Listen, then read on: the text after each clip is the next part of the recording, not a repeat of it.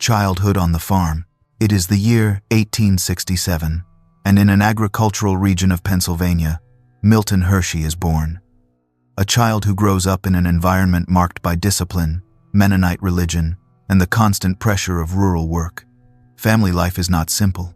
His mother, Fanny, maintains an unbreakable firmness as she tries to compensate for the absences and constant missteps of her husband, Henry, whose tendency to pursue projects without a happy ending creates tensions that will accompany young Milton throughout his entire childhood.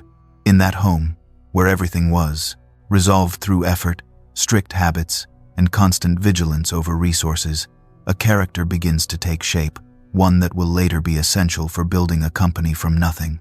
Before continuing, I am very curious to know from which place in the world and at what time you join me tonight. I will be delighted to read you in the comments. Now let us return to that child who understood from a very early age that the stability of a family could depend on a single economic error, and that each day offered an opportunity to learn something new, even when circumstances did not appear favorable. The Hershey household was not a prosperous place. Debts and the failed business attempts of his father forced the family to move repeatedly, something that disrupted continuity in school and left Milton with limited formal education. However, that lack of stability developed in him an uncommon adaptability for a child his age. Each move confronted him with new people, new routines, and new challenges. Unintentionally, he was acquiring an essential skill for any entrepreneur, learning quickly to orient himself in unfamiliar environments. Meanwhile, his mother insisted on instilling values she considered essential for surviving in an unpredictable world. For her, discipline and the fulfillment of duty formed the foundation of any respectable life. She was not interested in extravagant ideas or shortcuts. Her vision was clear: work, save, and do not risk more than necessary. This influence marked him deeply. Years later, when he would lead factories and entire communities, his need for order, clarity, and control would come largely from those teachings. His father, on the contrary, represented the complete opposite. He was restless, imaginative, and prone to involving himself in projects that promised much but ended up delivering little. Although that way of acting generated frustration, it also left Milton with an important lesson. Creativity has value, but without structure and constancy, it loses any possibility of becoming a real achievement. That combination of such different figures created a curious balance within the child, who began to understand that in life it is not enough to dream. One must also sustain whatever is built. At the same time, the agricultural routine provided him with a silent yet powerful education. Waking up early, completing tasks without excuses, learning to handle tools, collaborating as a team, and observing how each decision affected the result of a season were practical lessons that no classroom could offer. Agriculture, with its patient logic and marked cycles, taught him that results do not appear immediately, and that every investment of time requires constancy, vision, and emotional resilience. These principles, so present in the countryside, would end up forming the foundation of his business philosophy. The economic difficulties, far from breaking him, refined his character. Milton became an attentive young man, more observant than impulsive, reflective, and aware of the importance of making solid decisions. Although he did not yet know the business world, nor had he come into direct contact with candy making, he was beginning to show the attitude of someone who intuitively understands how productive work functions. He was able to distinguish when something was well done, when a process needed to be repeated, and when a tool required repairs. These small details, repeated over the years, prepared him without anyone noticing for the challenges he would later face in his career. The constant moves also exposed him to different small local economies. Each town had its own way of trading, its own habits, and its own customs. Milton absorbed that knowledge without pretension. He observed how products were sold, how merchants treated customers, and what type of enforced merchandise attracted the most attention. It was a form of unstructured commercial education, yet extremely effective. Although no one guided him in that learning, he processed everything with a curiosity that intensified each year. As he grew, Milton began to feel that rural life, although an excellent school of character would not be his final destination. There was within him a constant restlessness, a desire to explore trades that were not tied solely to the land. He understood the importance of physical work, but he sensed that there were paths where effort could transform into something different, something with a deeper impact, and with possibilities that went beyond the agricultural cycle. This thought did not arise suddenly.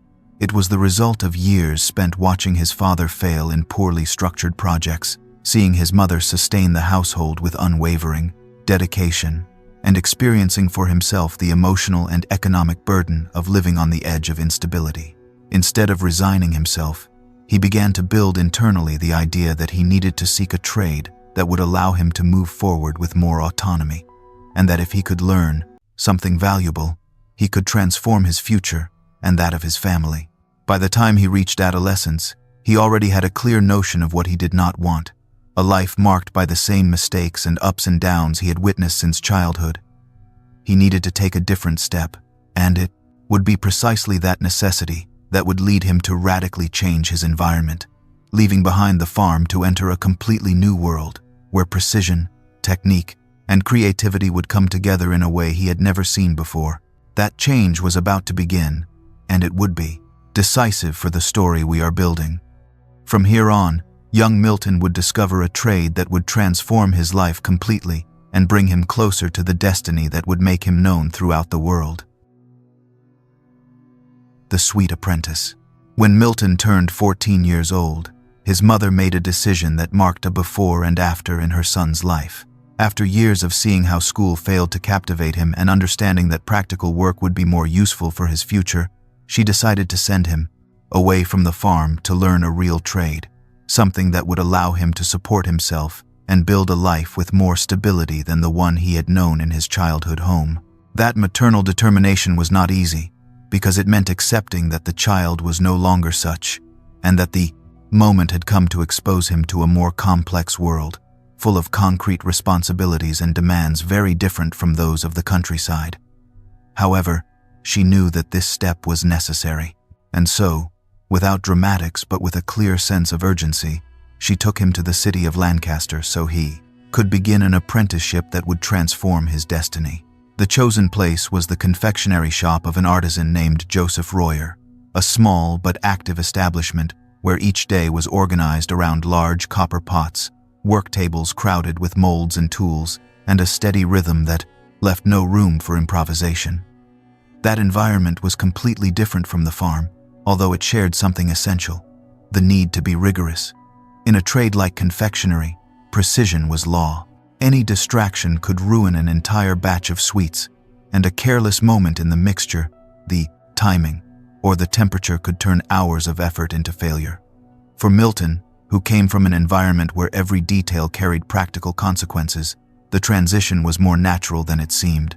At first, his role was limited to the most basic tasks: cleaning surfaces, organizing tools, carrying ingredients from one side to another, and observing without intervening.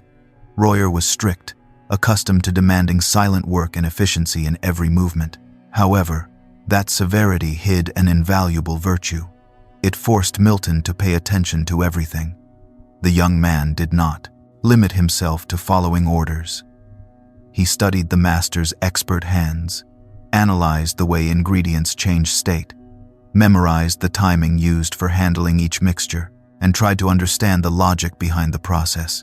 In a short time, he began to show a learning ability that surprised those who worked with him. One characteristic stood out particularly in Milton: his ability to connect patterns. What for many was a succession of repeated steps was, for him, a system that needed to be mastered. He understood that sweets did not arise from luck but from the disciplined repetition of a method, and that a small variation changed the final result. In that sense, the apprenticeship in the confectionery shop satisfied something deep within him, a desire to understand how things worked, how a product was built from scratch, and how it could be improved through practice, observation, and judgment. As the months passed, Royer began allowing him to participate more actively in the preparation of candies and confections. The first attempts were tense, because any mistake could cost money and time, but Milton earned the master's trust by demonstrating that he did not improvise, that he followed instructions with rigor, and that, at the same time, he had a natural intuition for anticipating problems. He knew when something was overheating, when a mixture needed more time, or when a movement had to be adjusted. That instinct did not come from a magical talent but from his ability to observe deeply and constantly, absorbing information until it turned into skill. The life of an apprentice was demanding. The hours were long, the breaks brief, and the workdays required a combination of physical endurance and mental concentration. But Milton, far from becoming discouraged, found a growing sense of purpose in what he did. There was something fascinating in that blend of craftsmanship and technique, something that united creativity with responsibility, something that allowed him to feel that he was building a future different from the one that seemed to await him if he stayed on the family farm. For the first time, he experienced the idea of having a vocation, something that could become a path of his own. During that stage, he also learned a fundamental lesson for any entrepreneur: the value of consistency. There was no success in confectionery without repetition. There were no definitive recipes that always worked without attention. And above all, there were no possibilities of progressing if one did not demonstrate dedication even in the simplest tasks. That practical, almost philosophical vision became ingrained in him from his first months in the workshop. Over time, he began to notice something deeper: the effect sweets had on people. When a customer entered the shop, their gestures softened, their voice took on another tone, and the purchase of a treat became a small moment of relief in the middle of the daily routine. It was not just sugar, it was emotion, memory, reward, celebration. Milton interpreted this as a valuable clue. If a product was capable of generating such a marked reaction, then it had enormous potential both emotionally and commercially. And although he was still far from thinking about gigantic factories or industrialized processes, that idea remained attached to his mind. Throughout his apprenticeship, his relationship with his master shifted from being strictly functional to a bond marked by mutual respect and recognition. Royer saw in him someone capable of sustaining the demands of the trade, someone who did not seek shortcuts, and who absorbed knowledge as if he knew that someday he would need it for something greater. This perception grew stronger when, after several years working in the confectionery shop, Milton began showing interest in experimenting with small variations in the recipes. He did not try to change everything, but he analyzed proportions, tested different timing, and evaluated the results with surprising seriousness for someone so young. His time in the confectionery shop was more than the learning of a trade. It was the awakening of an ambition. There he built his relationship with manual work, strengthened his judgment, shaped his character, and confirmed that his destiny lay far from rural life. Every candy he made, every mixture he watched over, and every tool he learned to handle were part of a silent preparation for something greater. One could say that, during that stage, Milton was not only learning confectionery, he was learning to be an entrepreneur. And as he established himself as one of the most dedicated apprentices in the workshop, his mind began to look beyond the walls of Royer's business.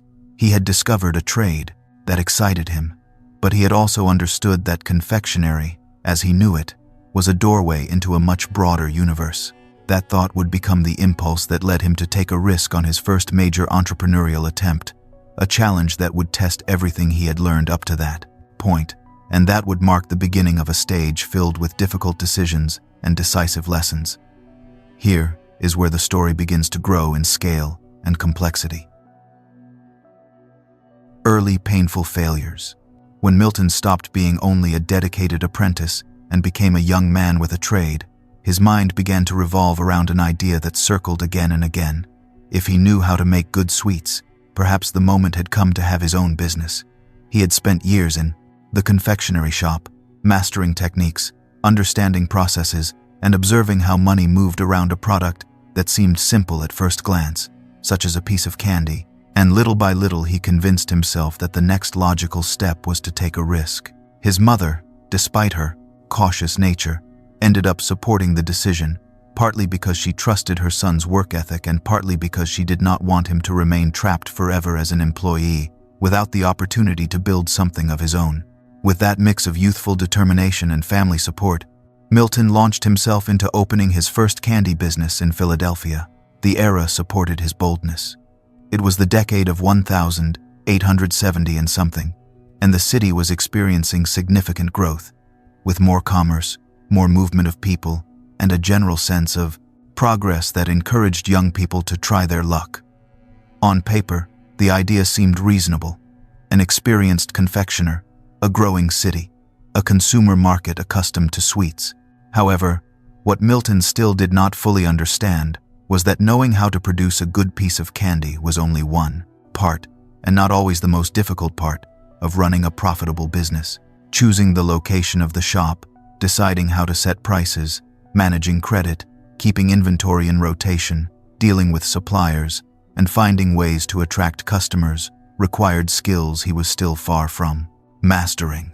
At first, things moved with a sense of hope. The shop opened.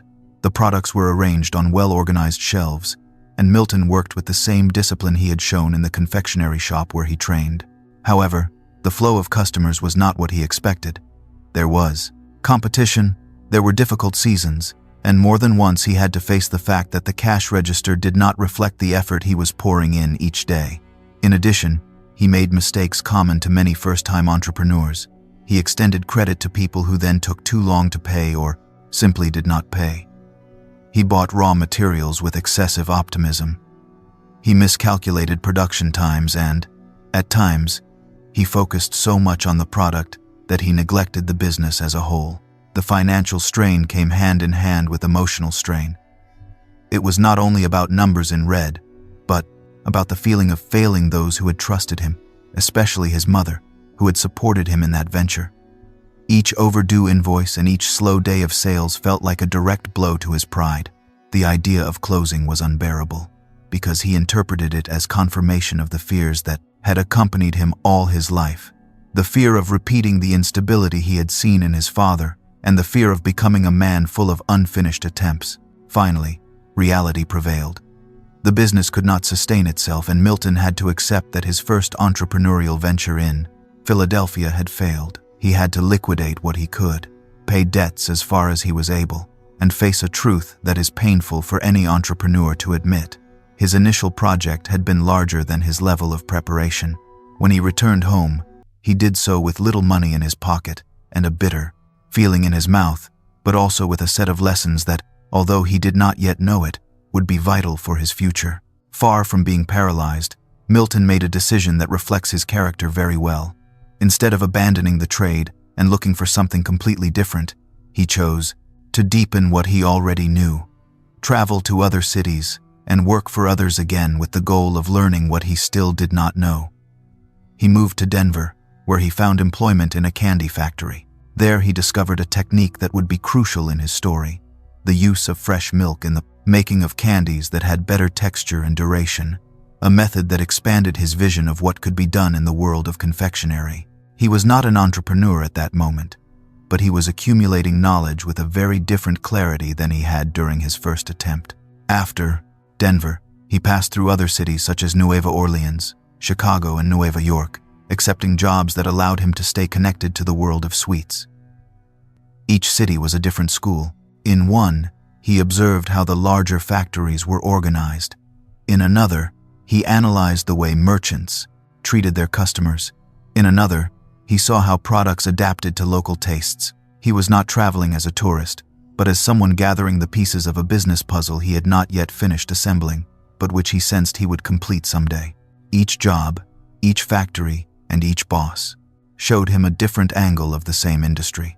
This stage of his life, marked by initial defeat and years of subordinate work, was uncomfortable but essential. It forced him to accept that passion and technical talent are insufficient if they are not accompanied by a deep understanding of the product market, of management, of strategy, and of the intelligent use of capital. He understood through first-hand experience that reckless debt imprisons a business, that a good location can mean the difference between surviving or closing, that the relationship with suppliers defines the margin of maneuver, and that each decision has an effect that accumulates over time.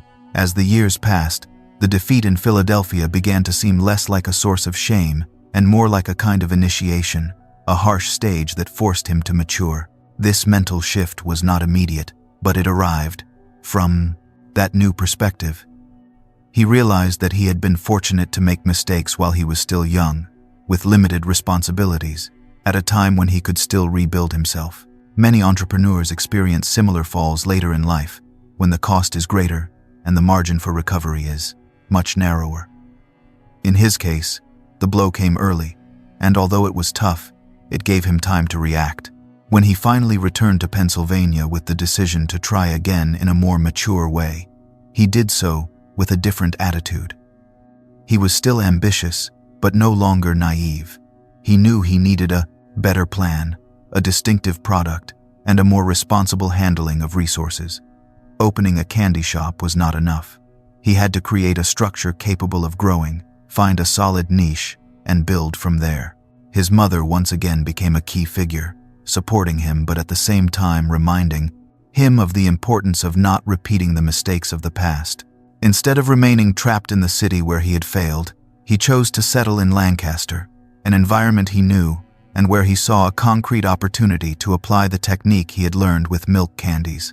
This move was not the result of impulse, but of reflection accumulated over years of work and observation. He stopped thinking like an artisan who wants to sell what he produces, and began thinking like an entrepreneur who wants to build an organization around a specific product. Thus, from the combination of the palates, wound from his first business and everything he had learned during his years of wandering through different cities, the conviction was born that he was ready to build something larger and more solid.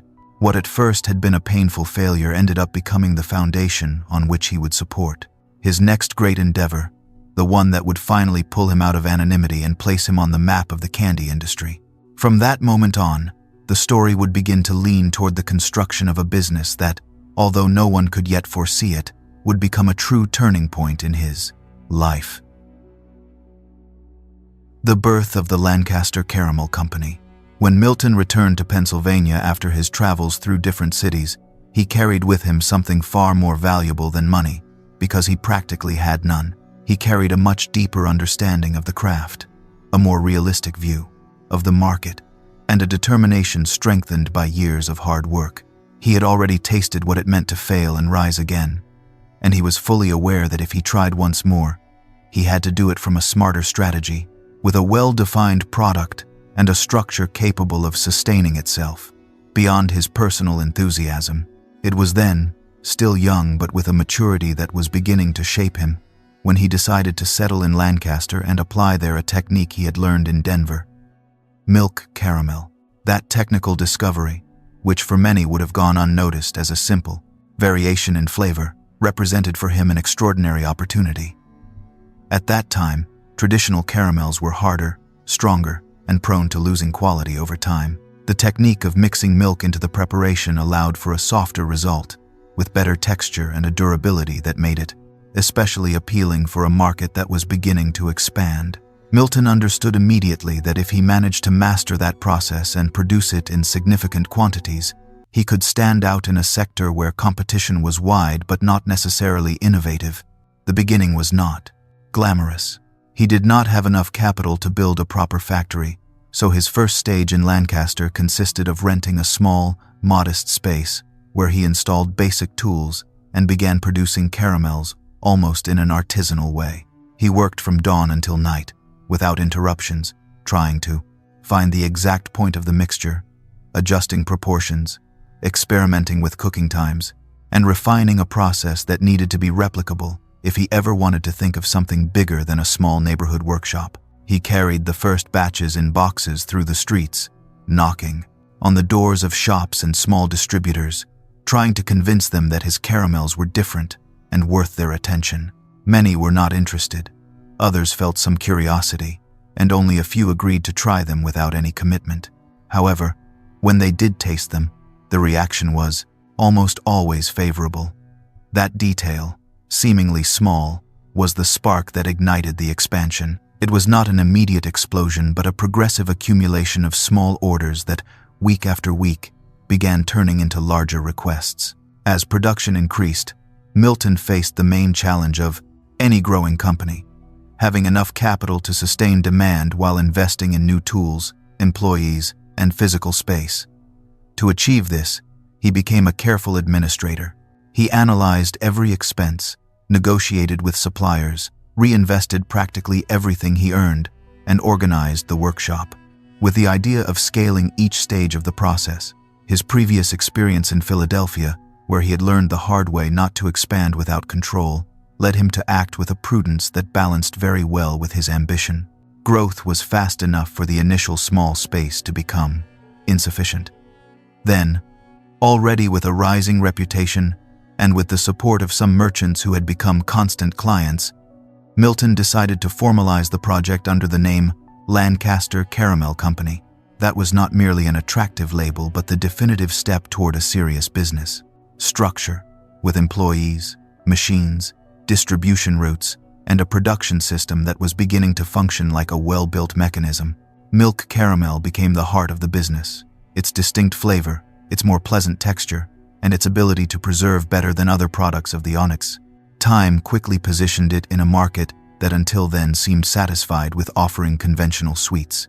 Years earlier, in his first entrepreneurial attempt, Milton had tried to sell confections without differentiating himself much from the rest, relying solely on his manual skill. Now he was doing the opposite. He chose a unique product with a technical characteristic that made it stand out, and he turned it into the center of his strategy. The growing success also forced him to become a leader. He had to learn to delegate tasks, to guide new workers, to supervise without falling into two-man, absolute control, and at the same time to maintain the quality standard that had made his caramel a reference. There were no manuals for this. Each day confronted him with complex decisions that he resolved with a mix of intuition, acquired experience, and a pragmatism that had become second nature.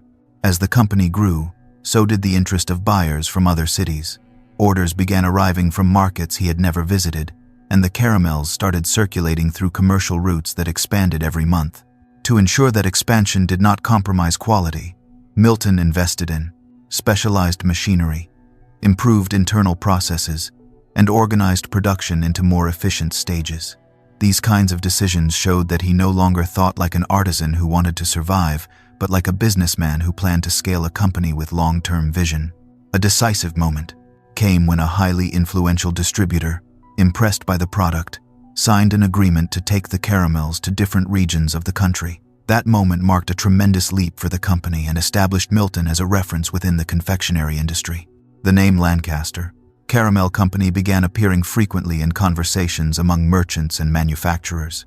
The man who had failed in Philadelphia, who had worked in other people's factories, and who had walked through different cities, seeking to learn, was now becoming the owner of one of the most important caramel companies on the East Coast.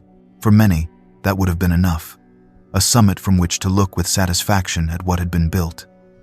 But in Milton's case, that success did not represent an endpoint but a beginning. Although the caramels had brought him to a comfortable position, his attention was already drifting towards something he had discovered years earlier at a machinery fair: chocolate. That product, which in the United States was still an expensive and inconsistent item, would become his next obsession.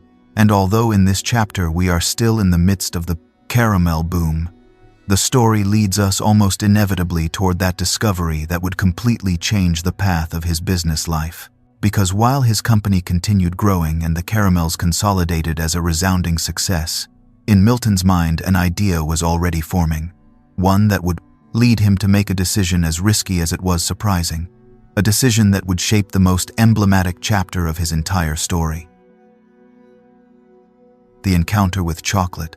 When Lancaster Caramel Company was fully established, Milton Hershey was already living a stage of success that would have satisfied any businessman of his era. His product was being sold in various regions of the country, the factory operated efficiently, and his name was beginning to carry weight in the industry. However, within him there was something difficult to ignore, a restlessness that returned from time to time like a persistent voice that was not content with the stability he had achieved.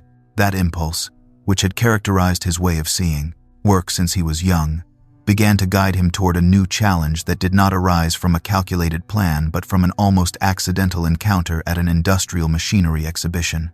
During that visit, among gears, boiler systems, and tools designed to optimize candy production, he arrived at the section dedicated to chocolate. There, he observed European machines capable of achieving an unusual refinement, devices able to mix, grind, and transform cacao beans into a manageable and shiny paste, something very different from the chocolate of the United States of that time, which was usually rough, irregular, and costly to produce. What he saw awakened in him an immediate curiosity.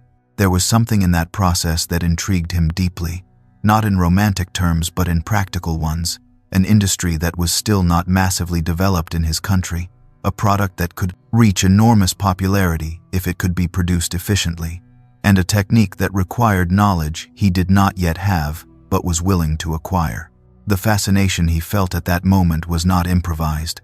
It was reinforced by his previous experience, by the years in which he had learned that products with potential are recognized by their ability to generate an emotional impact and, at the same time, by the possibility of being replicated on a large scale without losing quality. Chocolate fit precisely into that category. He had already witnessed how people reacted when receiving a caramel, but chocolate created an even deeper relationship. It was an item that, in many places in Europe, was beginning to become popular thanks to advanced techniques, while in the United States it remained almost stagnant in a small market limited by its price and its lack of standardization. Milton began to investigate in depth what he had seen. He did not limit himself to looking at machines. He analyzed books, spoke with European technicians, and sought information about cacao processing. His mind functioned like a constantly moving gear, trying to connect that technology with an idea he still could not fully define, but that was becoming clearer with each new piece of information he obtained. He quickly understood that the problem was not the cacao itself, but achieving a chocolate with consistent texture and flavor, something that in the United States was not easily accomplished because the techniques were still in an early stage. He tried to replicate some processes on his own, buying small equipment to experiment in his factory. The first tests were a disaster. The mixture turned out grainy, the flavor did not resemble what he had seen in Europe, and the consistency was too variable to even consider a serious production. But Milton did not get discouraged. On the contrary, those failures pushed him even more to understand the internal functioning of the machines, the timing, the temperatures, and the specific ingredients involved in the creation of milk chocolate. It was during this experimental stage that he discovered an important fact. The secret of Swiss chocolate, considered the best in the world, lay in the conching process, a technique that refined the mixture for hours, giving it a characteristic smoothness. He understood that if he wanted to create a competitive chocolate, he needed to adapt that method to the conditions of the United States, and, especially, he needed to combine it with the element that had made his company successful: milk. The challenge was set. Achieving a milk chocolate that was accessible, standardized, and unique in flavor became a goal that began to absorb a large part of his mental energy, even while his caramel company continued to thrive. The employees of Lancaster Caramel Company observed these changes with a mixture of surprise and uncertainty because they expected the owner to remain focused on a product that already worked and not to drift toward an experiment that could compromise resources and attention. But Milton had a special ability to detect industries on the rise before the market realized their true potential. That had happened with his milk caramels, and it was about to happen again with chocolate. Meanwhile, the results of his experiments were slowly improving. The texture was beginning to stabilize, the flavor was approaching what he had in mind, and the process was gaining coherence. However, it was clear that mastering chocolate required a company with a prize, structured different from that of caramels. It was not only a technical matter. Cacao had specific logistical needs, required different supplies, demanded more complex machinery, and involved a significant investment to even consider large-scale production. It was a completely new world, and, although it could be combined with the knowledge he already had, it also required a considerable financial leap. And then something decisive occurred. Milton began to imagine a scenario in which he dedicated his attention entirely to chocolate, not as a complement, but as the central focus of a courting by a new business stage. It was a risky idea, especially for someone who held a successful company in his hands, but the restlessness did not leave him. He felt that if he did not try, he would remain trapped in a dangerous comfort, unable to move toward what he intuitively recognized as the greatest opportunity of his life. That conviction strengthened over time. As he better understood the science behind chocolate and became aware of the limitations of the market in the United States, he began to think about how he could develop a recipe of his own, different from the European one, adapted to the tastes of the local population. His goal was not to copy what he had seen, but to create his own version that could be produced on a massive scale, sold at an accessible price, and distributed throughout the country. All that mental process took place while the caramel factory continued to grow. It was like living two work lives at the same time, one that gave him security and another that attracted him with the promise of a greater challenge. And within that duality, he reached a conclusion that would change the course of his entire business project. If he wanted to dedicate his life to chocolate, he had to free himself from the weight of his old company. That thought, which began as a murmur, ended up becoming the riskiest decision he had made up to that point. From that moment on, his entrepreneurial story would enter a stage of drastic transformations, guided by a vision that many would consider madness, but that he saw with absolute clarity. Chocolate was no longer a technical curiosity. It had become the center of his next great gamble. The sale that changed everything. To understand the magnitude of the decision Milton Hershey made when he sold his caramel company, one has to place oneself mentally in the exact point where his life stood at the end of the 19th century. He was the owner of a consolidated company, with a factory that worked efficiently, with orders arriving from many parts of the country, and with a prestige earned through years of disciplined work, corrected mistakes, and an almost obsessive insistence on product quality. Lancaster Caramel Company was the visible proof that the young man who had failed in Philadelphia, who had wandered from city to city seeking employment in other people's factories, and who had learned his craft through hard blows, had finally found solid ground on which to build. No one around him would have imagined that, from such an advantageous position, he would be willing to renounce everything for a completely different gamble. While the caramels continued to sell and his company kept growing, Milton's mind became increasingly absorbed by chocolate. His experiments, which at first seemed like a technical hobby within the factory, progressively took on greater importance in his daily life. He studied formulas, adjusted machines, tested combinations of cacao and milk, and grew convinced, day after day, that the future lay in that product which was still exotic and expensive for much of the United States public. In his view, the caramels represented a successful but limited chapter. Chocolate, on the other hand, opened the door to an entirely new industry, with immense potential if it could be produced on a massive scale, with stable quality, and at an accessible price. This contrast between the security provided by his caramel company and the almost magnetic pull of chocolate became the center of an internal tension that grew stronger with time. On one side, he had a consolidated company, with workers depending on him, with a well-earned reputation, and with a solid economic foundation. On the other, he saw the possibility of creating something even greater, although it meant stepping into a zone of uncertainty where there were no guarantees. It was the classic crossroads of the entrepreneur who has already achieved success but still feels that he has not yet reached the true destination of his vision.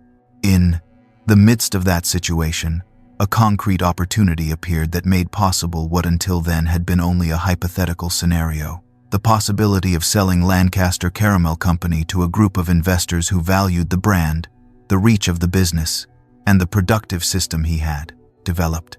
The figure placed on the table was enormous for the time, around $1 million, something almost unthinkable for someone who, years earlier, had been forced to close his first business with debts and frustration. From a financial point of view, it was a proposal difficult to reject. However, on an emotional level, it meant parting with the work that had brought him to the position where he stood. The decision was not made overnight. Milton analyzed the implications carefully, reviewed contracts, evaluated what it would mean in practice to abandon control of the company, and asked himself what he was willing to sacrifice in the name of the vision he held for chocolate. He could have continued managing both things at once, keeping the caramels as a safe base while developing the new project gradually, but he sensed that dividing his attention and energy between two such demanding paths would end up weakening both. If he wanted to devote himself entirely to the new industry, he needed to stop being tied to the previous one. In conversations with his mother and with people close to him, many considered that the move was extremely risky. From common logic, no one abandons a business that works so clearly to pursue something that is not yet consolidated. Most saw chocolate as a secondary product, interesting but far from the stability guaranteed by the enormous production of caramels. However, Milton evaluated the situation from another perspective. For him, the true risk lay in staying within a comfort zone, while the world changed and new opportunities appeared for those who dared to move ahead of their time. He finally made his decision. He agreed to the sale of Lancaster Caramel Company, signed the documents that detached him from what he had built over so many years, and received the sum that would allow him to finance his great gamble. It is easy to imagine that the day the operation was closed was one of the most intense of his life. On one hand, he saw the value of all his previous effort materialized in a concrete figure. On the other, he felt the weight of finding himself suddenly without the company that had been both his support and the clearest symbol of his success. In a matter of weeks, he ceased to be the great caramel manufacturer and became a man with capital and a powerful idea, but without a productive structure in motion. From that moment on, chocolate ceased to be an experiment and became the center of his entrepreneurial existence. The sale gave him two essential things: freedom of time and financial capacity. He no longer had to divide his attention between the administration of a gigantic company and the tests of a new product. He could focus completely on formulating a chocolate that matched his vision, made with milk, with a distinctive flavor, reproducible on an industrial scale, and, above all, accessible to the general public and not only to the elites. From a strategic point of view, his move was brilliant. He transformed the success of one industry into a springboard to enter fully into another. With the money from the sale, he did not dedicate himself to living off income nor seek passive investments. He used it to acquire land, to purchase specialized machinery, and to finance years of research and construction, both at the product level and in terms of infrastructure. This clearly showed his purpose. He did not see himself as someone who had reached the goal, but as someone who was just entering the terrain where he could fully deploy his vision. Many contemporary observers considered that his gamble bordered on recklessness, but great enterprises, in almost all stories, are supported by decisions of this kind. Moments in which giving up something secure becomes an essential condition for something greater to exist. Milton, with years of accumulated experience, with failures already digested, and with the success of the caramels as a foundation, trusted his own judgment. He knew the road would not be immediate, that there would be technical, logistical, and financial obstacles, but he also knew that he was better prepared than ever to face them. The sale of Lancaster Caramel Company was, in the end, much more than a commercial transaction. It represented an act of conscious detachment and a declaration of intent. He closed a brilliant stage of his trajectory to open another completely new one, in which he would no longer be limited by a successful product, but driven by an idea that aspired to completely change the way the public understood chocolate. From there, he would begin to build something that would not resemble a simple factory, but an integral project of life, industry, and community, built around that new vision. Founding Hershey Chocolate Company. After selling Lancaster Caramel Company, Milton Hershey found himself in a particular situation. He was a man with resources, experience, and prestige, but at the same time, he was starting completely from zero in an industry where he practically did not have the necessary structure to operate. That mixture of strength and vulnerability forced him to design his next move with a level of detail that surpassed anything he had done before. It was no longer about producing small batches in an artisanal manner, but about shaping a company that could compete with European manufacturers who had spent decades perfecting the art of chocolate. His ambition, however, was not limited to matching them. He aspired to build a product with its own identity, adapted to the tastes of the United States and capable of reaching any household in the country. The first step was to set up a small testing laboratory. There, he gathered specialized machinery he had seen on his travels, along with some tools he had modified himself to adapt them to the type of chocolate he wanted to produce. The work days were long and meticulous, because chocolate did not behave like caramel. It had a narrower margin of error. It responded sensitively to changes in temperature and humidity, and it required a technical precision that was different from the one he had mastered for so many years. Despite this, Milton moved with a mixture of patience and determination, convinced that each imperfect batch brought him closer to a formula that would become the foundation of his new company. His objective was to create a milk chocolate that was stable, reproducible, and accessible. However, producing milk chocolate in the United States represented an enormous logistical challenge because fresh milk tended to spoil quickly and altered the mixture during the process. European manufacturers had already developed efficient methods to stabilize milk and turn it into an essential part of the product, but those industrial secrets were far beyond Hershey's reach. This did not stop him. He invested a large portion of the money he obtained from the sale of his former company into acquiring, consulting, technical literature, and equipment that would allow him to test new combinations until he found the formula he envisioned. The initial attempts were intensely frustrating. The mixture changed texture from one day to the next. Some batches solidified too quickly, and others remained soft, almost sticky, with no possibility of being molded correctly. But the perseverance he had developed in the confectionery world, that ability to learn through physical work and repeated error, pushed him to refine every decision. He adjusted conching times, changed milk proportions, varied the origin of the cacao, and reviewed each process with a scientific attitude, searching for patterns and understanding the internal logic of a product that did not forgive carelessness. As the results began to improve, Milton took a key step, formally establishing his new company under the name Hershey Chocolate Company. That move marked the official beginning of a project that had been taking shape in his mind for years, but that now acquired an organized structure.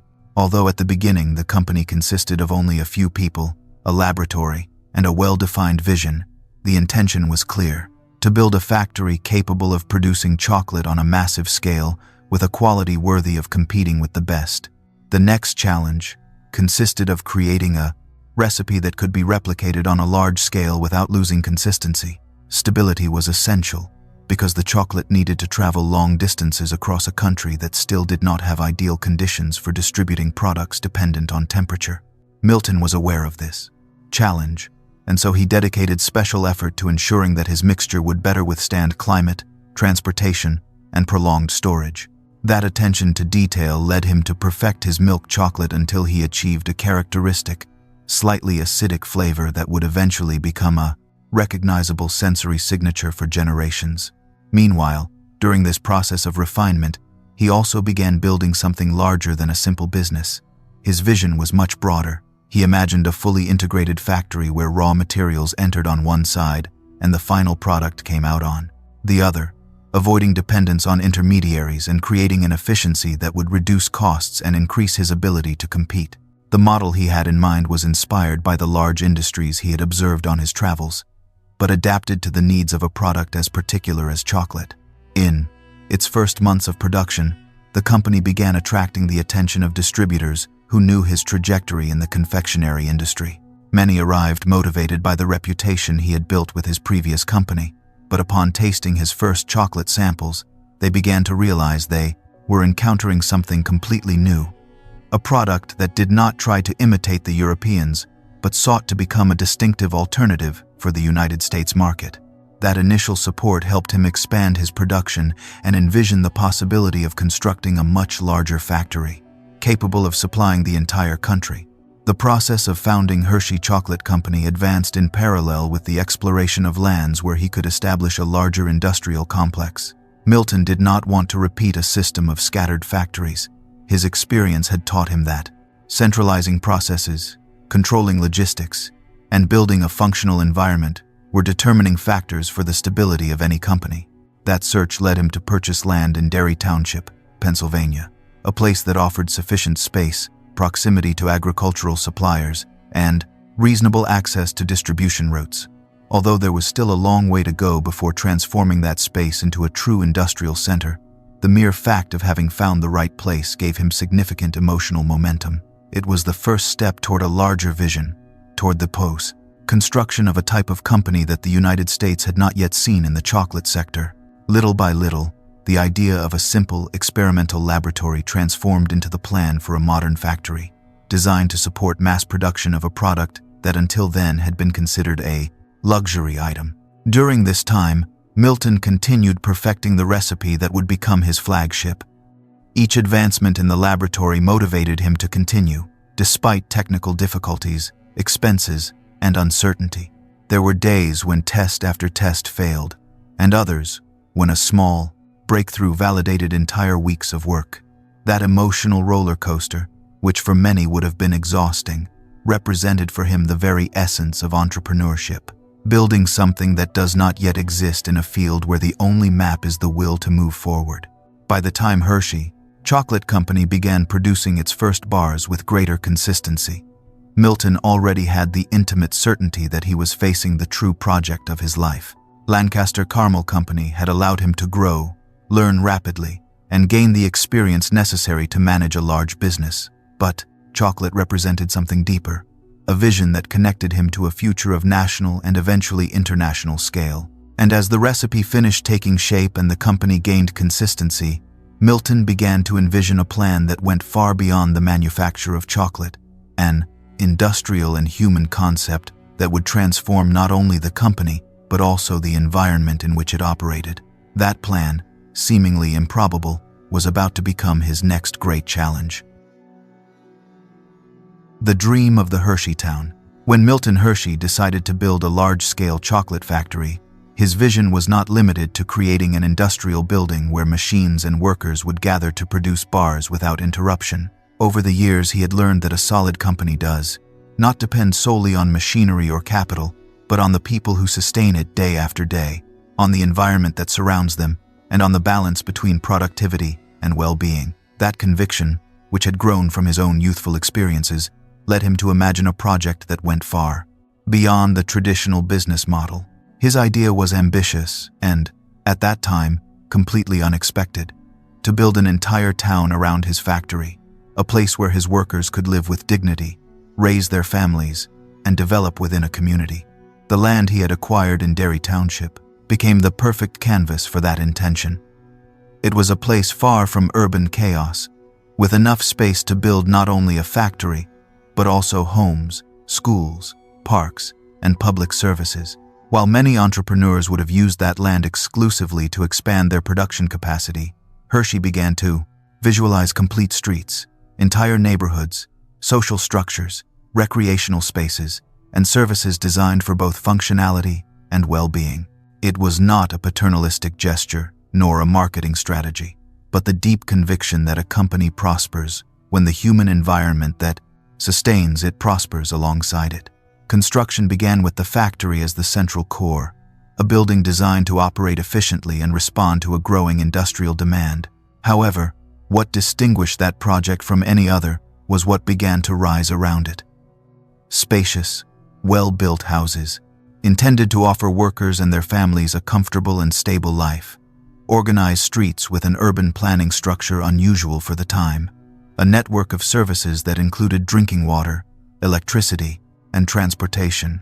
And, over time, educational and recreational spaces that shaped a complete community. As the concept matured, Milton refined every detail, both practical and symbolic. He did not want imposing buildings that constantly reminded workers of the business hierarchy.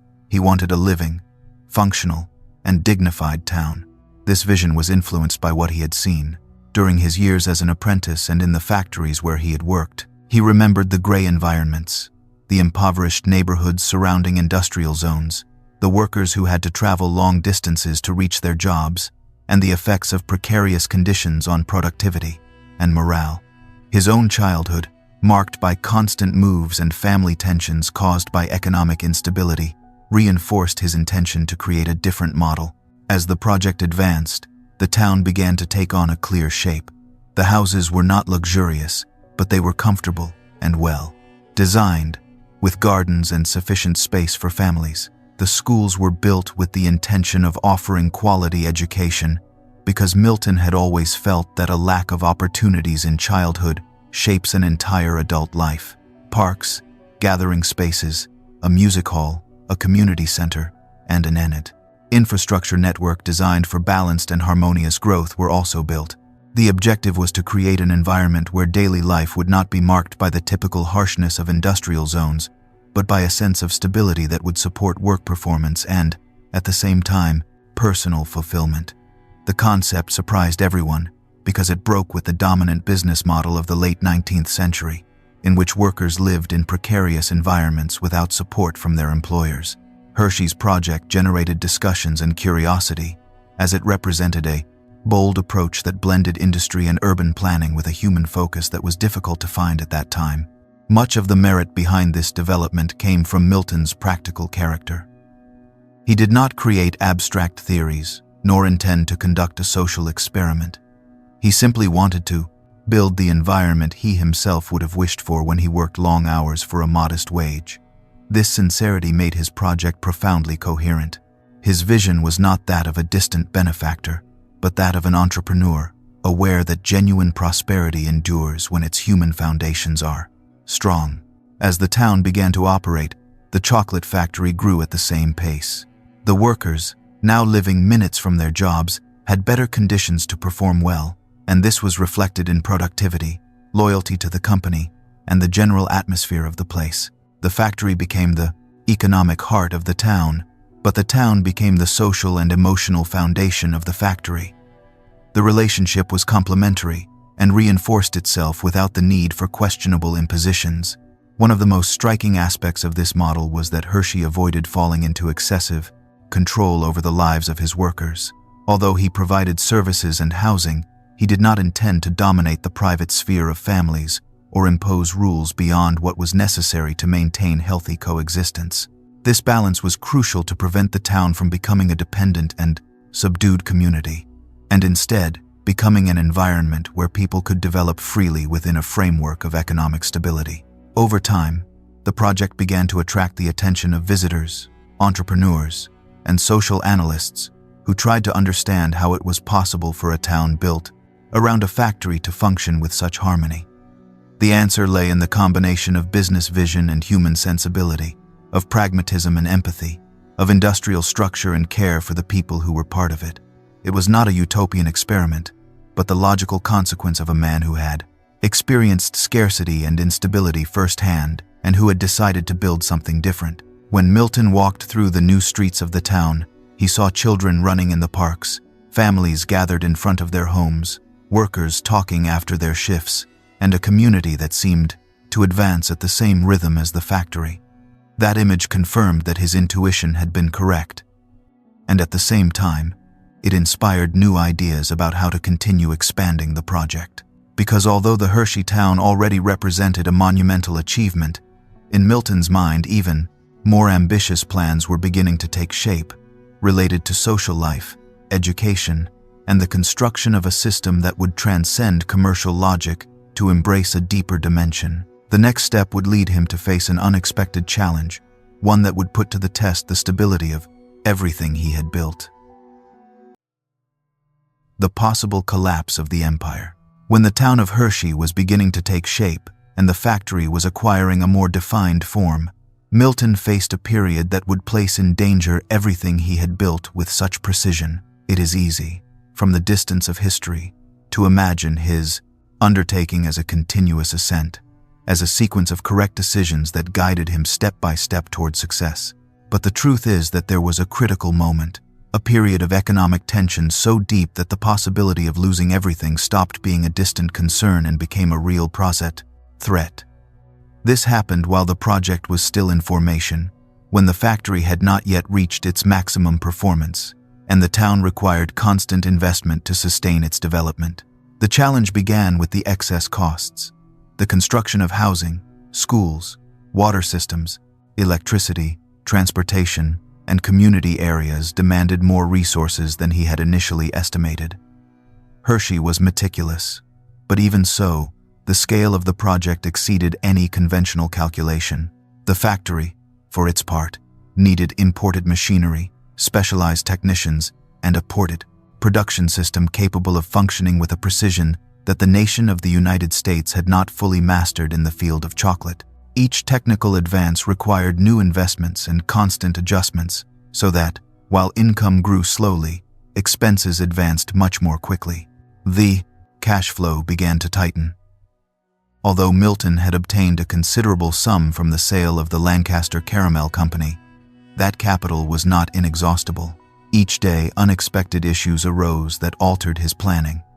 A piece of machinery that needed replacement, a delay in construction, a lot of raw material that arrived in poor condition, or even logistical problems caused by the rural location of the town, which made the transportation of products and supplies more costly. All these details added pressure to the finances, complicating an equilibrium that was already quite delicate. To these challenges was added an even more serious issue. The factory, in its early years, did not reach the productivity needed to sustain the pace of the town's expansion. The chocolate was still in development, the recipe underwent constant adjustments, and the machinery needed to adapt to the processes that Hershey had designed. It was not possible to accelerate production without compromising quality, and that technical prudence, necessary for building a stable product, generated a tension that affected financial growth. The result was a company advancing in innovation, but not yet, reflecting that progress in its financial statements. Meanwhile, the responsibility for the well-being of an entire community rested on his shoulders. The town of Hershey was not merely an urban project. It was the home of hundreds of workers who had placed their trust in him. Those families depended on his ability to keep the factory in operation and ensure the economic stability of their environment. Milton was fully aware of that burden. He could not simply close doors or reduce staff at the first sign of difficulty, because that would have undermined the very purpose of the town and destroyed the trust he had worked so hard to build. That period was marked by long nights, difficult decisions, and a growing sensation that everything could fall apart at any moment. Milton, accustomed to facing challenges from a young age, knew that the only way to overcome that crisis was by analyzing every aspect of the business with surgical precision. He walked through the factory, reviewed processes, listened to technicians, examined expenses with meticulous attention, and searched for solutions that allowed him to reduce costs without sacrificing quality or betraying the vision that had guided him to that point.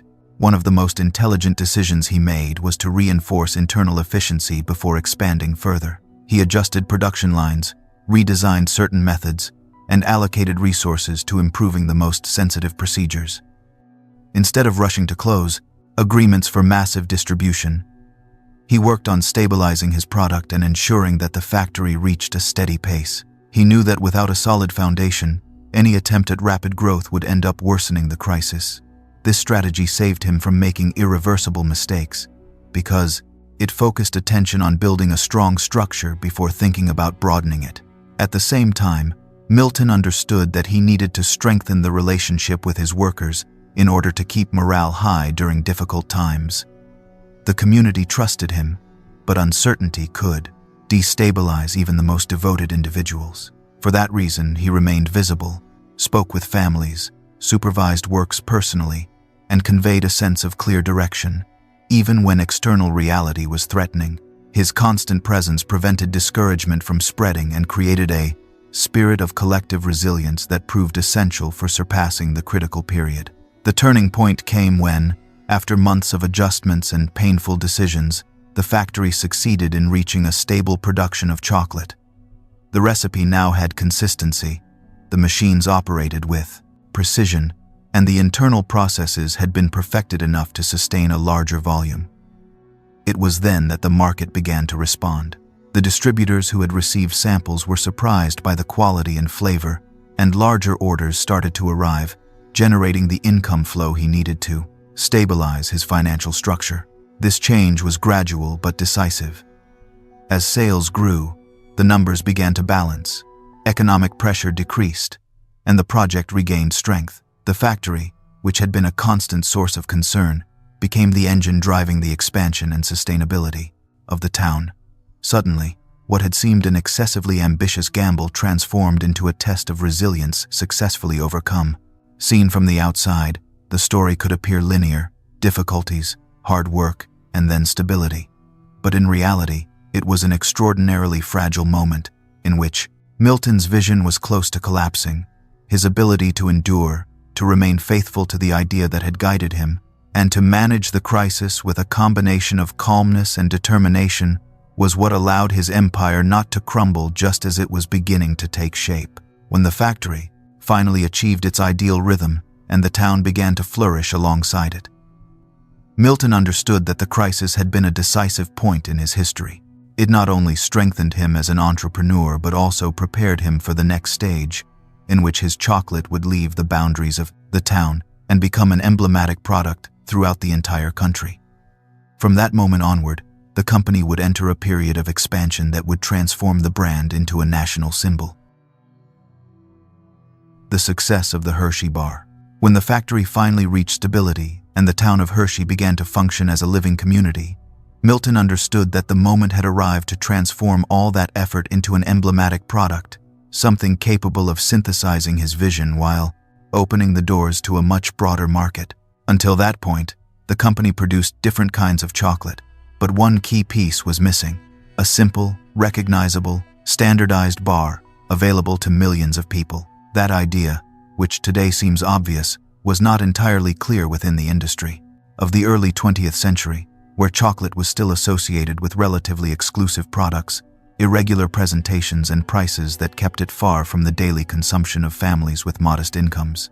Milton's great insight was understanding that the true power of chocolate did not lie in maintaining it as a luxury, but in transforming it into a daily experience, almost routine, but with a very strong emotional component. From that conviction, he began working on a bar that could be produced in enormous quantities, with a format that was easily recognizable and a consistent flavor capable of fixing itself in the collective memory. The goal was not to create a sophisticated product for demanding palates, but a milk chocolate bar that any child, worker, or housewife could buy without feeling they were committing an economic excess.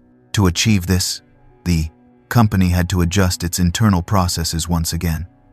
The manufacture of bars involved more than pouring chocolate into molds and waiting for it to solidify.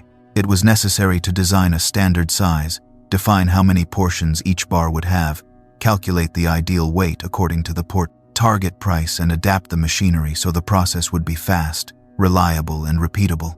The technical team at Hershey worked side by side with Milton's vision to transform the chocolate they had already perfected into a concrete, manageable piece that could be stacked in boxes, displayed on shelves, and transported long distances without significant losses from deterioration or deformation. The launch of the Hershey Bar, at the beginning of the 20th century, was a kind of silent turning point. There were no large initial campaigns filled with loud slogans, because at that time, advertising was much more discreet than it would be in later decades. However, the product began to expand thanks to three fundamental factors: its accessible price, its increasing availability, and the immediate recognition generated by its format. People tried it, bought it again, and recommended it, until little by little the bar settled into everyday culture as a sort of small reward within reach of almost everyone. The distribution strategy was key in this process. Hershey took advantage of its location in Pennsylvania, relatively close to important railway routes, to send its bars to different cities and towns. Each new point of sale was a gateway to customers who had never tried an industrial chocolate with that level of consistency. In grocery stores, pharmacies, small neighborhood shops, and even train stations, the Hershey Bar began appearing as a familiar element, ready to be bought on impulse or as a special detail on specific days.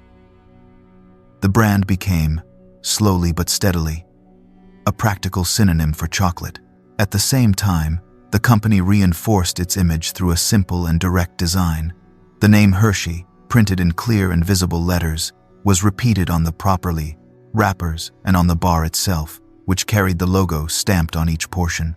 That seemingly minor detail generated an interesting psychological effect. It made consumers immediately associate the flavor experience with a specific name, so that any mention of chocolate in many regions ended up being connected to the brand without the need for additional explanations. It was a very early way of building a visual and mental identity around the product. The historical context also played in its favor. The United States was experiencing a period of economic expansion, accelerated urbanization, and significant social changes. In the cities, life was becoming faster, Industrial jobs were multiplying and people were seeking small gratifications they could incorporate into their daily routines without major complications. The chocolate bar fit perfectly into that climate. It was easy to carry, could be shared, kept well, and worked both as a personal craving and as a small detail for someone else. Hershey understood that moment and adjusted its production to meet a demand that arose almost organically. With time, the bar became the protagonist of everyday moments. Children's snacks, a companion for workers during their breaks, a simple gift on special dates. The company was not selling only a product, but a small, accessible experience of pleasure that began forming part of the emotional memory of several generations. And there occurred one of the most interesting phenomena from an entrepreneurial point of view. The brand stopped being only a food company and transformed into a cultural symbol. This growth had immediate effects on the factory and the town. Increasing demand required more production, which meant expanding lines, hiring more workers, perfecting logistics even further, and continuing to innovate in the use of machinery. The industrial system Milton had designed, with its production chains and integrated plant, proved ready for that leap. Each improvement in efficiency translated into the ability to manufacture more bars, without increasing costs uncontrollably, allowing prices to remain competitive while maintaining consistent quality.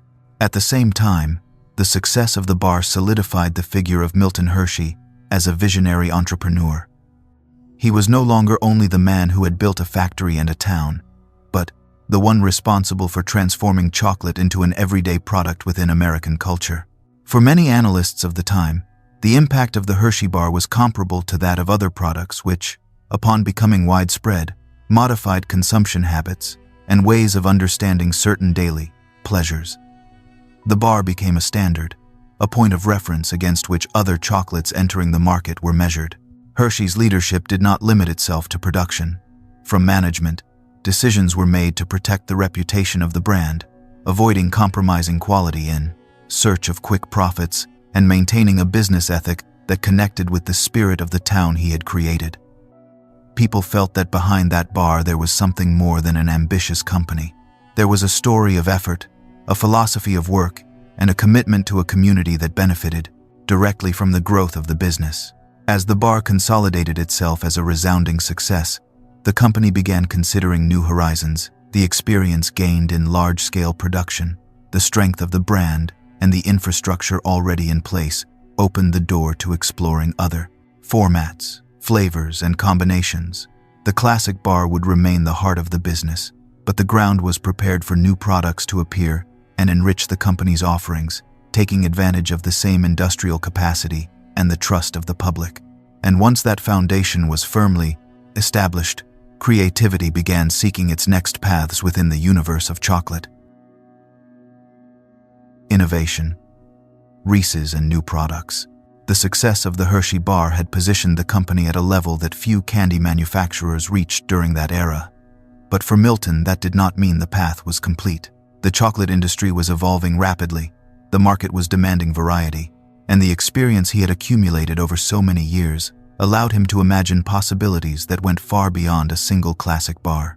If anything defined Hershey's entrepreneurial spirit, it was his ability to identify opportunities that others overlooked, especially those that emerged on the 40 margins, in places where ideas did not yet have form, but promised something valuable if developed with patience and practical vision. While the factory continued to expand and distributors increased their orders, Milton began to take interest in developing a more diverse line of products. He did not intend to saturate the market with improvised ideas, but to open space for proposals that expanded the reach of the brand without compromising its essence. In this process emerged filled chocolates, smaller versions of the traditional bar, and the first experiments with new flavors. These developments responded to the intuition that consumers do not always seek the same type of experience. Sometimes they want something simple, and other times a combination that surprises them. However, the true breakthrough in innovation would not arise directly from Milton, but from the relationship between Hershey and a man who worked within the industry with an equally restless spirit, Harry Burnett Reese.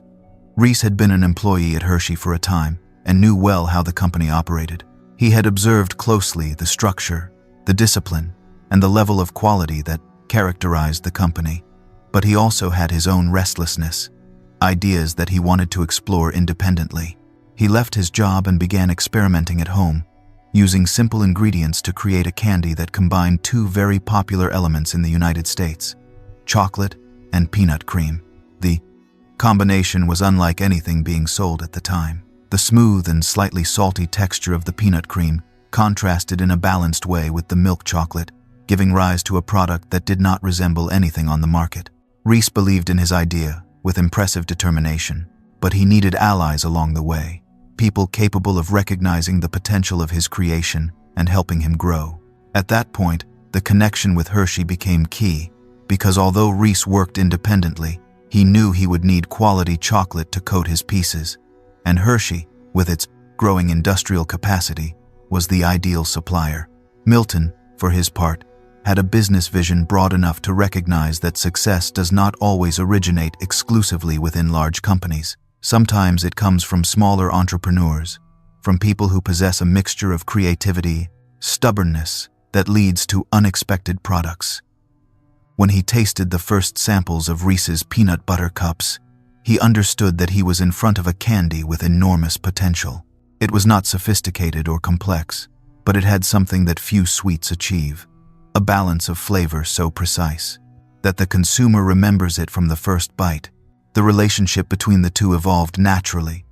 Hershey became his chocolate supplier, and over time, a strategic partner. As the Reese's gained strength in the market, the company began integrating the production within its distribution system, ensuring that the products reached farther and with greater regularity.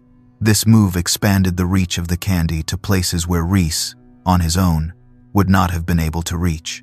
It was a perfect example of how large companies can elevate smaller ventures when a shared vision exists. The Reese's peanut butter cups quickly became one of the best-selling products in the country. Their success did not reside solely in the combination of ingredients, but in the strong identity they offered.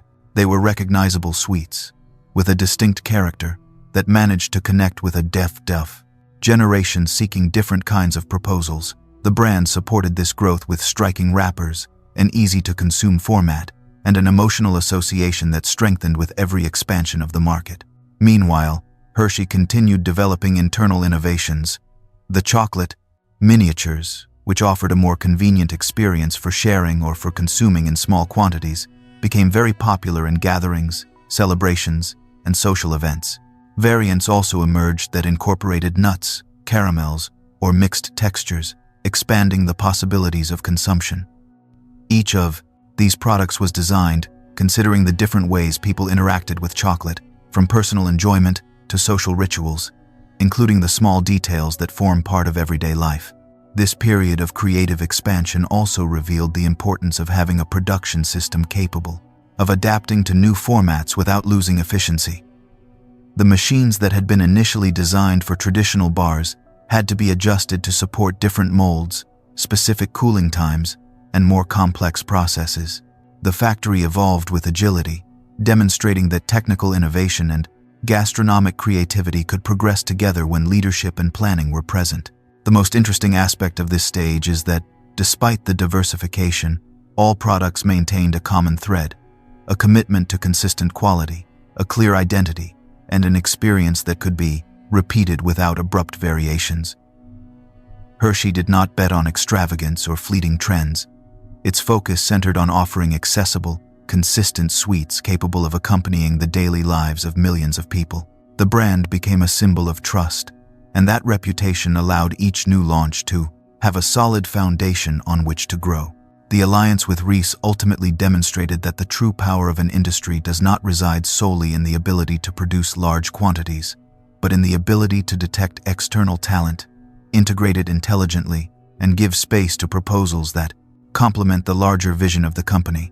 What began as a homemade experiment ended up becoming one of the most profitable product lines for Hershey and, over the years, a cultural icon in its own right. As this diversification solidified, the company found itself in an ideal position to face a challenge that no one could have foreseen, one that would test its ability to adapt and its relevance in times of global crisis.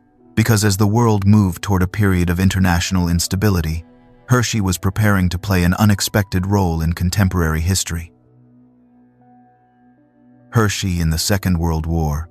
When the world began to tense in the years prior to the Second World War, the industry of the United States was pushed into a coordinated effort to supply the army and sustain the complex logistical structure demanded by a conflict of global scale. In that context, chocolate seemed like a minor detail within the panorama of national production, but in reality it played a surprisingly significant role, especially because the high military command understood that a soldier does not sustain himself solely with cold rations or heavy foods. He also needs stimuli that reinforce his morale, that connect him with the feeling of home, and that give him quick energy in moments of extreme tension. It was there that the trajectory of Milton Hershey and his mastery of industrial chocolate became essential. The government of the United States, aware of the importance of designing efficient rations for the battlefield, approached Hershey with a specific request: to develop a chocolate bar capable of resisting high temperatures, providing immediate energy, and fitting inside the pockets of soldiers without melting or losing its shape. The challenge seemed simple in appearance, but it involved a set of technical requirements that clashed with the natural properties of milk chocolate. If it were manufactured without modifications, it would soften easily, lose its form, and fail to withstand the extreme conditions of the front. The company accepted the challenge with the same practical spirit that had characterized its history. The technicians began experimenting with alternative formulas, reducing the sugar content, increasing density, and adjusting the conching times to create a more resistant chocolate, although less sweet and firmer than commercial bars. Milton understood that the goal was not to make a gourmet product, but to design a functional element that responded to a specific military need. This flexibility to adapt processes, even if the result distanced itself from the characteristic flavor of Hershey, demonstrated the industrial maturity the company had achieved. The result became known as the Ration D bar, a compact bar with a deliberately intense flavor and a very firm texture. It was so dense that some soldiers joked that it was harder to bite than to eat, but it fulfilled the essential requirements. It resisted high temperatures, provided a high number of calories in a small space, and could be carried easily without the risk of melting. This product became a regular element of military rations, accompanying soldiers in camps, trenches, and long movements through Europe and the Pacific. The Hershey factory had to reorganize part of its operation to supply the urgent demand for these special bars. It was not a small order. During the war, millions of units were produced, which required adjustments in schedules, machinery, and production lines to balance military supply with the continuation of the civil market. In other circumstances, such a high demand would have put at risk the ability of the company to maintain the rhythm of its traditional products, but the organization already had enough technical and administrative experience to sustain that balance without becoming overwhelmed. The participation of Hershey in the wartime effort was not limited to the mass production of the Ration D bar. With time, the military requested a lighter and more pleasant version of the product, a chocolate less dense and with better flavor, but able to withstand the climatic conditions of the Pacific, where humidity was particularly high. Hershey responded with the tropical bar, a bar adapted to these requirements, which combined resistance with a more accessible taste for the soldiers. This new product was manufactured in equally large quantities and accompanied the troops on multiple expeditions. The interesting aspect of this episode is that, despite its logistical and functional focus, it ended up generating a significant emotional impact on those who consumed the bars. For many soldiers who spent months far from their homes, receiving a ration with chocolate, even if it was different from what they enjoyed in times of peace, created a sense of familiarity and comfort. The bar became a small but powerful symbol in the midst of a conflict marked by uncertainty, exhaustion, and constant danger. Hershey had not designed the bar with emotions in mind, but reality turned it into a piece of emotional connection between the soldiers and the civil life they had left behind. At the business level, the contribution of Hershey to the wartime effort greatly strengthened the image of the company. It was not simply a matter of fulfilling a government contract, but of demonstrating efficiency, adaptability, and a clear commitment to the needs of the country. When the war ended, the factory already had an even larger infrastructure, workers trained in complex processes, and a reinforced reputation that positioned it as one of the most reliable food industries in the nation. An indirect consequence of this participation was the expansion of the brand beyond the territory of the United States. Many soldiers returned home remembering the chocolate they had consumed during the war, and that memory influenced the growth of the post market in the years that followed.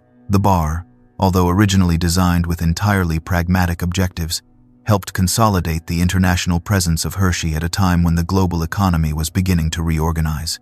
Furthermore, the wartime experience drove the company to refine its industrial methods, because the mass production of specialized bars forced the introduction of technical innovations that later transferred to the commercial line. Faster processes, more rigorous quality control systems, and an expanded logistical capacity became permanent parts of the infrastructure of the business. The company emerged from the war stronger than it had entered, with an expanded vision and a renewed clarity regarding its role within the food industry. The human impact was also considerable. Many workers who participated in the production of the wartime bars felt a special pride in contributing indirectly to the national effort.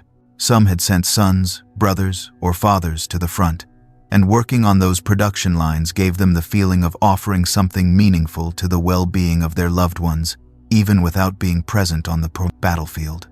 The factory, during those years, became a point of connection between civil life and military reality. When the conflict ended, the industry of the United States faced the challenge of returning to normality, balancing again the civil production with the reduced demands of the military sector. Hershey managed to make this transition in a relatively smooth way thanks to the internal strengthening it had achieved during the conflict. And although the war was left behind, the prestige acquired during those years would serve as a foundation for the expansion that would come in the following decades, in a period in which the company would explore new forms of social impact.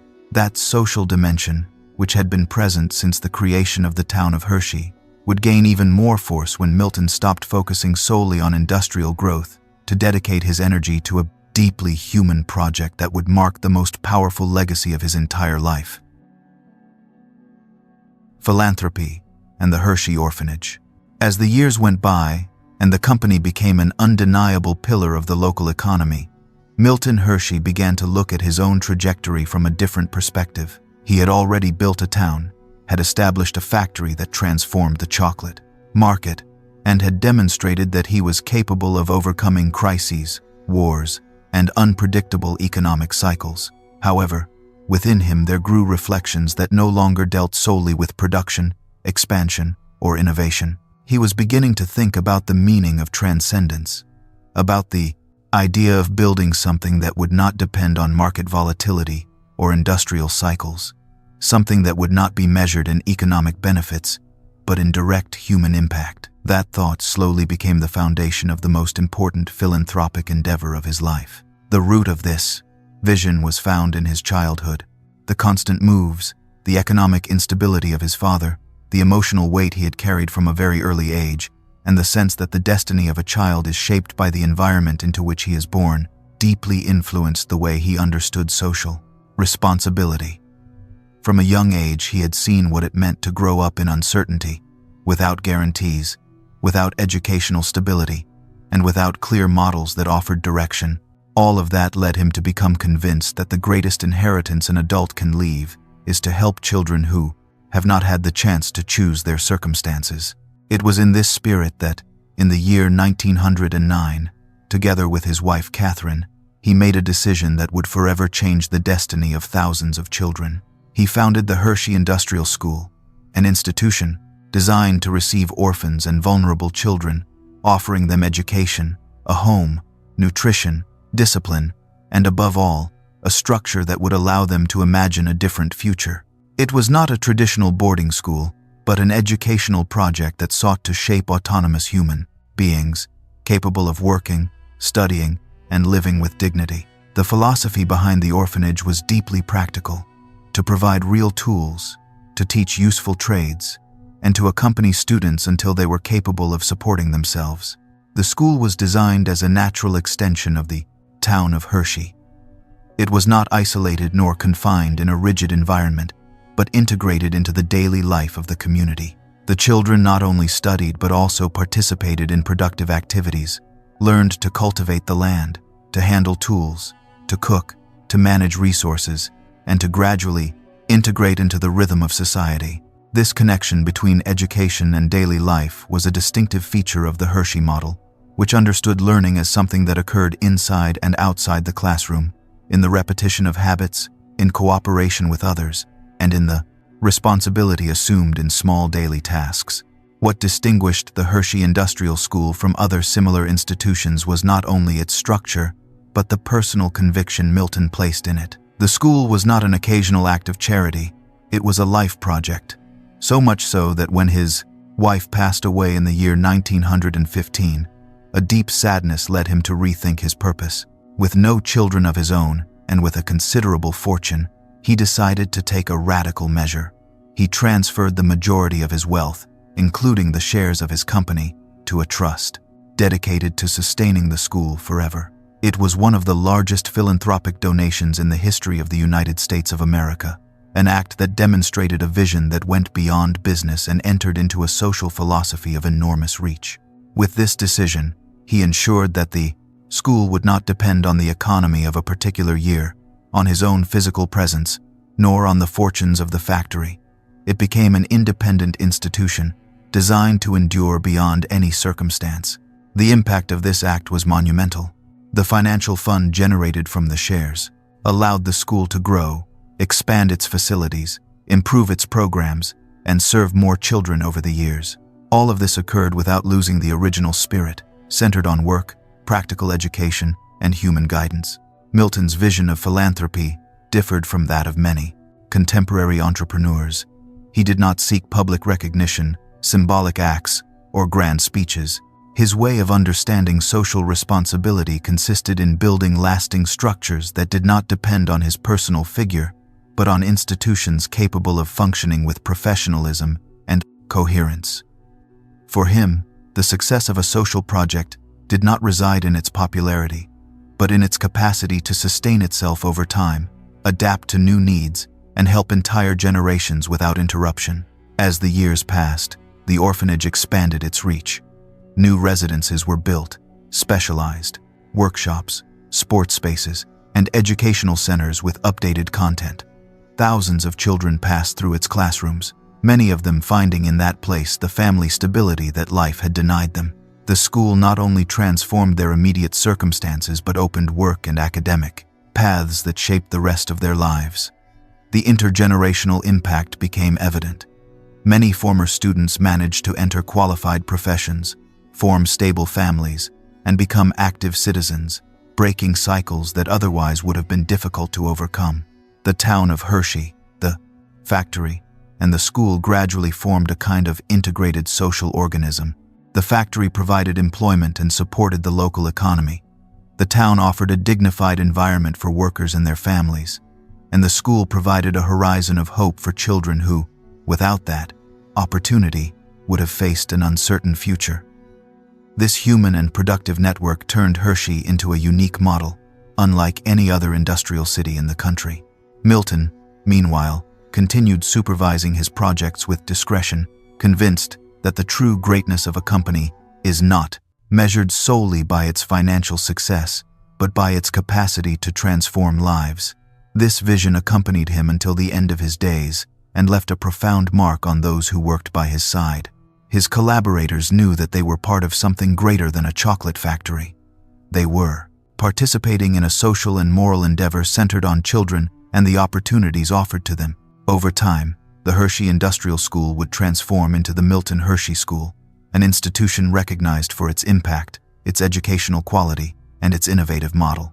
But foundations of this achievement lay in that initial gesture, born from a combination of personal memory, social sensitivity, and entrepreneurial vision.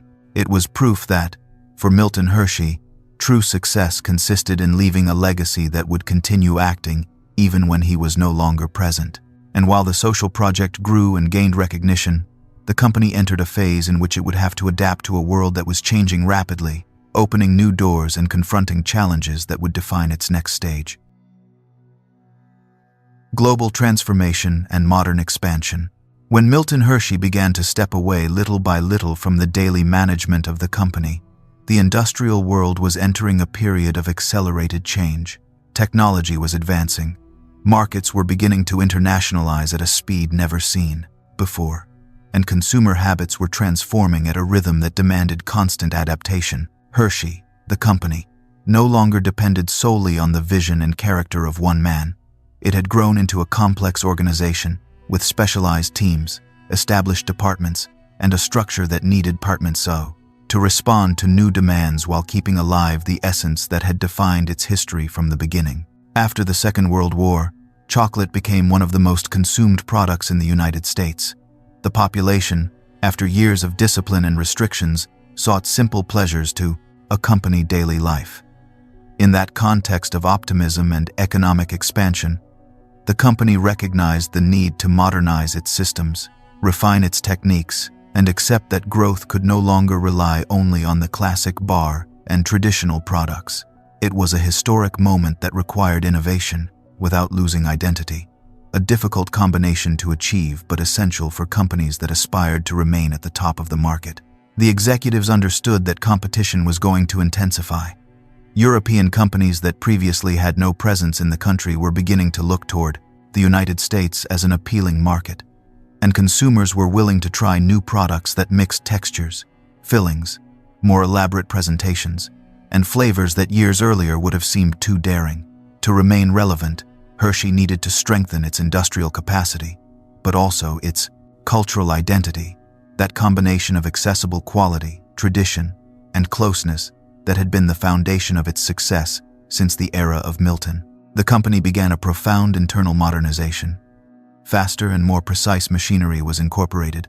Storage and transportation areas were expanded, and new quality control systems were adopted to ensure that every product maintained the characteristic standard of the brand. This modernization was not a simple technical process.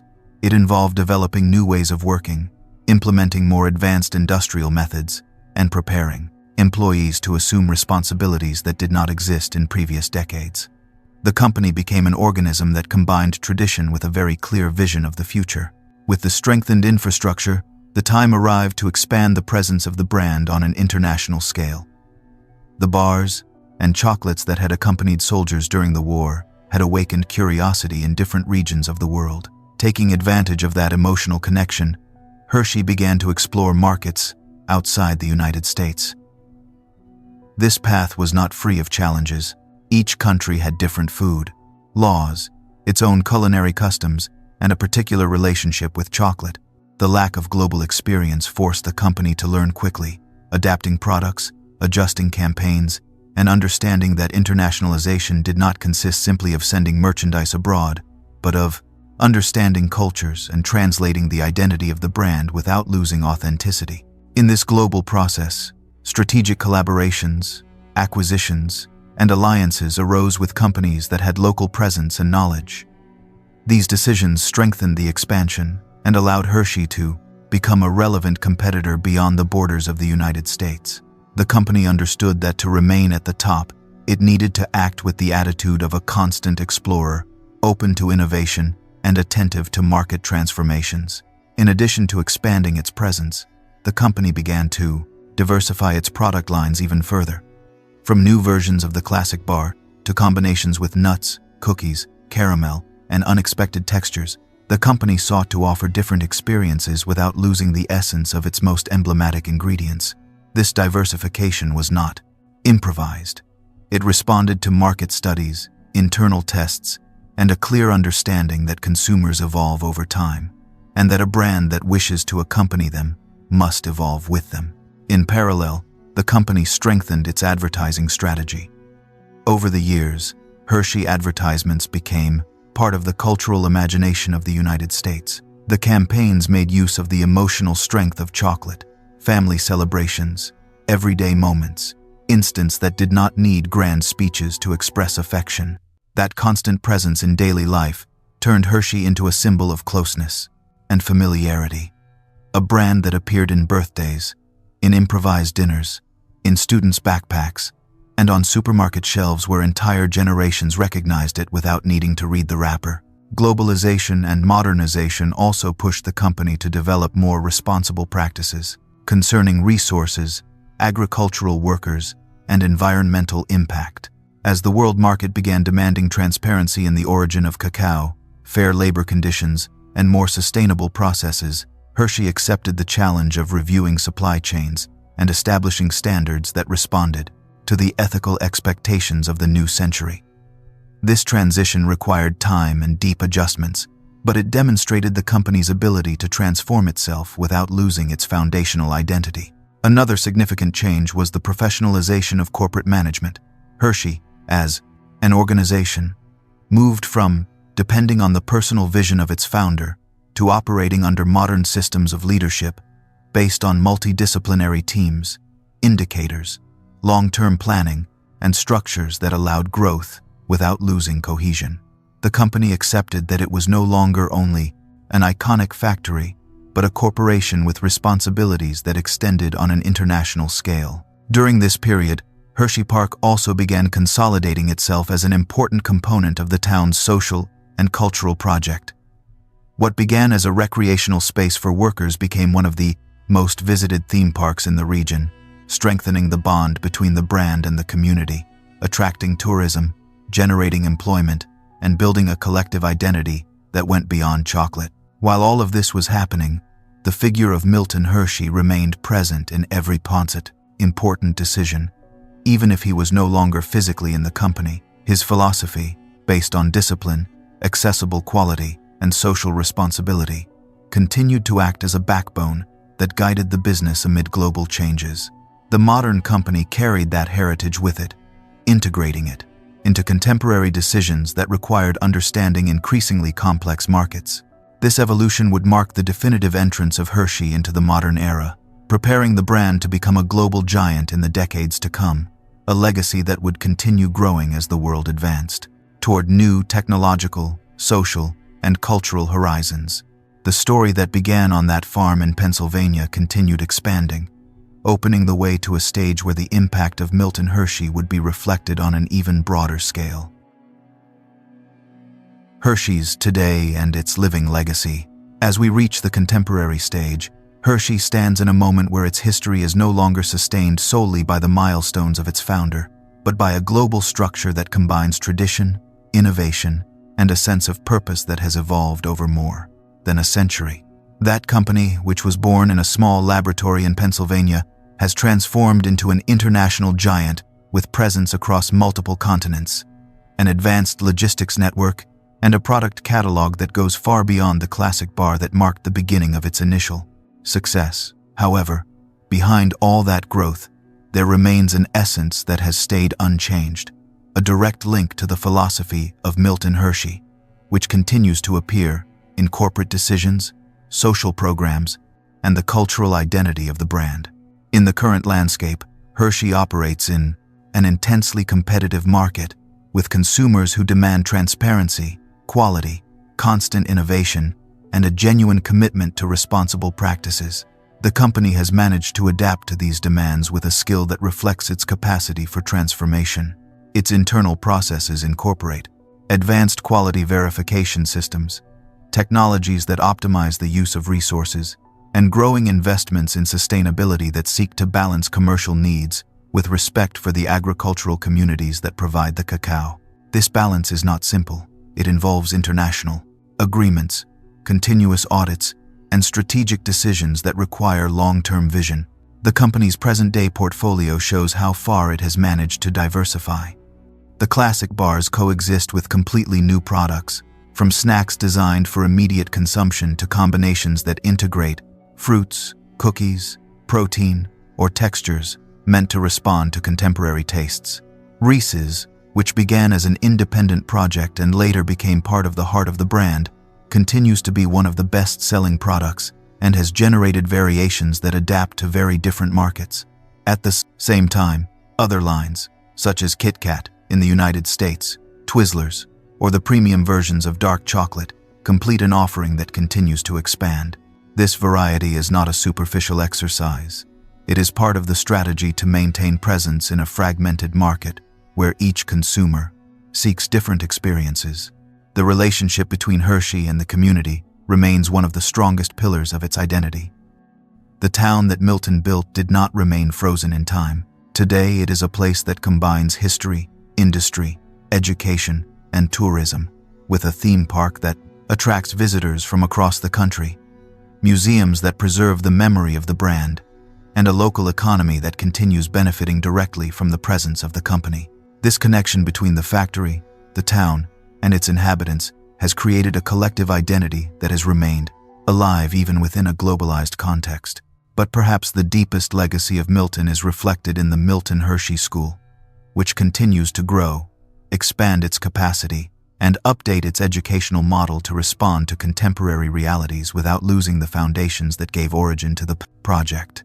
Thanks to the trust to which he transferred his fortune, the school operates with economic independence, allowing it to offer education, medical attention, housing, and comprehensive support to thousands of students each year. This social impact has surpassed the original vision, becoming one of the most important educational institutions in the country within its category. The fact that the company maintains its connection with the school ensures that social purpose remains an active part of corporate activity. Culturally, Hershey occupies a privileged place. The brand has become part of the emotional landscape of entire generations. Its products have been present in family celebrations, daily rituals, school snacks, and leisure moments that form part of collective memory. This emotional presence holds enormous value in the contemporary economy, where brands struggle to build genuine bonds with consumers. Hershey, however, achieved this organically through decades of consistency, accessibility, and presence in moments that matter. This explains why the brand maintains such a solid reputation even when facing international competition. The company has also adapted to the digital world. In recent years, it has developed campaigns that integrate social networks, interactive content, personalized experiences, and strategies that respond to the behavior of new generations who connect with brands through devices, platforms, and communication styles completely different from those of the past. This evolution has allowed the brand to continue engaging with millions of young consumers without losing its connection with those who grew up with the classic products. Regarding its international presence, Hershey continues moving forward with strategic caution. It has expanded operations in Latin America, Asia, and the Middle East, understanding that each market requires a different cultural and commercial adaptation. The company seeks balance between maintaining its United States identity and responding to the flavors, habits, and expectations of consumers from very different cultures. This process requires constant research, local alliances, and the ability to read global trends without losing stability. Sustainability has become another of the pillars of the contemporary Hershey. The expectations of the 21st century require action in areas such as responsible cacao use, the well-being of agricultural workers, and transparency in supply chains. The company has implemented programs to support farmers, initiatives to reduce emissions, commitments to reforestation, and practices that aim to maintain cacao quality without harming the natural environment. These efforts are not only an ethical obligation but a strategic decision to preserve the company's most important raw material. When examining this entire trajectory, it becomes clear that Hershey has succeeded in balancing global expansion with the preservation of an identity deeply connected to its founder. The company competes on an international scale without detaching itself from the philosophy that gave rise to the town, the orphanage, and a way of understanding industry as a driver of collective well-being. This coherence explains, in great part, why the legacy of Milton continues to be relevant in a world so different from the one he knew. Today, Hershey is not only a chocolate brand, it is a global company, a cultural symbol, an educational institution, and an economic force that has influenced millions of lives.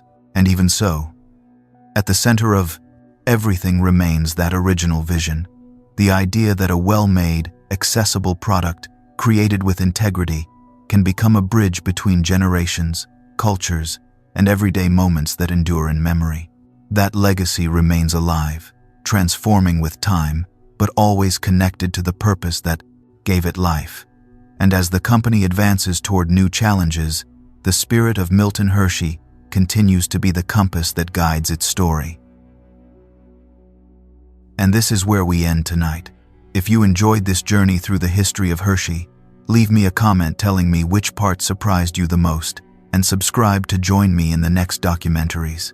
Your participation helps this project grow more than you can imagine. Thank you for being here. Good night.